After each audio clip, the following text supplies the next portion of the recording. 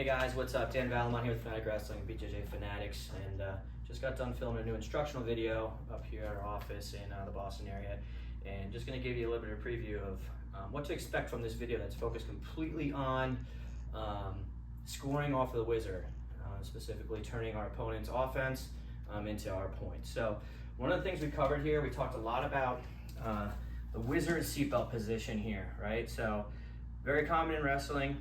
Could be off of Tony's shot. I pull him up into this, or he could kind of shoot directly to being around the waist. For him, this is called a seatbelt in wrestling. I know in jiu-jitsu you guys call this dogfight position, but either way, this position happens all the time. There's a lot of good things we can do here that will work in jiu-jitsu as well as in wrestling. So one of the things that we're looking at here, just the importance of when I'm in this Whizzer position, is creating pressure back into my opponent. Tony wants to stay nice and tight here. And make it hard for me to be able to create space. For me, ideally, what I would love would be to get hip separation here and then ultimately come out front and get to my short offense.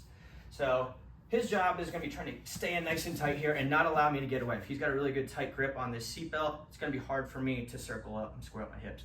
So one thing we can do from here, if I'm really struggling to get that separation, is we can look to attack this far arm here.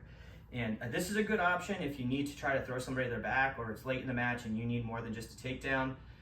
This wouldn't be my first option, but if we can get to this, great. It's a great way, like I said, we can end the match with this or get your takedown on your back. So from here, one thing I like to do to set this up is, first of all, I need to be able to reach his forearm. If he's too much hip to hip with me, it's gonna be really hard for me to get to that forearm. I got short arms anyway, and I don't wanna be trying to chase it. So I want him to try to bring this arm to me. And one way we can do that is just doing a simple hip in and Whizzer down. So when I say Whizzer down, I'm using this Whizzer. Notice I'm kind of even using my own hip to pry off of, but this shoulder is going down, and I'm gonna bump him with my hip. As I do that, my goal is to make him circle just a little bit to bring this hand in closer. All right, again, if I can't reach that hand, I can't do this technique. So I'm gonna bump in, I'm gonna put my own hand down to help bump in and bring this hand forward. Now, I got some hip separation here, where I could potentially go out and sprawl, but usually he's gonna try to recover that. But as he's trying to recover that, I'm already looking for this crossface. So even if he brings his hips back in now, it's fine. But in general, I'm gonna go right across his face. I don't wanna come over the head, and lock right on his tricep. Now from here, I don't need to try to rip his arm off the mat. That's great if I can, but more importantly, I'm just gonna turn my hips. It's gonna be like a hip switch here, not necessarily using my upper body. And we're gonna keep this Whizzer nice and tight. And we're gonna keep, it's gonna end up locking him in on his back here. So from here, I don't need a big throwing motion because I don't wanna get too much momentum where he could roll me through. Instead, I'm just gonna turn my hips and let his arm, as my hips turn, this arm's gonna come with me. He's gonna go to his back here. And then from here, what keeps this really tight is keeping this Whizzer in, all right?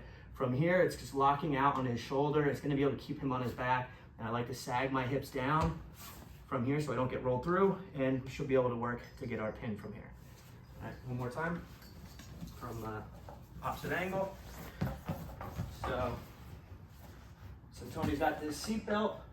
I'm gonna bump him to create space for the hand. I guess this angle isn't probably the best, but as I bump him here, this hand comes forward. I'm looking for that hand, crossface, grab that tricep. Now hip switch, keep my hips sagged. All right, because what I don't want, if my hips start to come up and he could potentially roll me through, I could get in trouble. So I start sagging my hips, taking my time here. This is nice and tight. He's not going anywhere. All right, so this is just one option that we have from this Whizzer, seatbelt and Whizzer position. Check out the instructional for a whole bunch more options from there. Also, thanks for watching this video. Make sure you subscribe to the YouTube channel, like our Facebook group, or Facebook page, join our Facebook group, follow us on Instagram, Twitter, all that good stuff. Thanks for watching, guys. We'll see you soon.